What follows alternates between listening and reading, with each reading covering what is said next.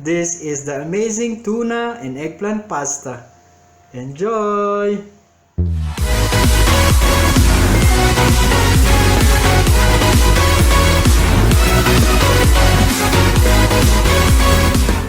It's another great day and another recipe for you.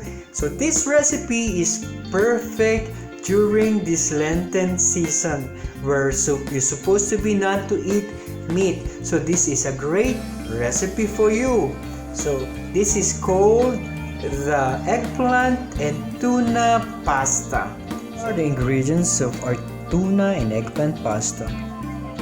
Eggplant, 140 grams of tuna in water, the pasta, oregano, onion,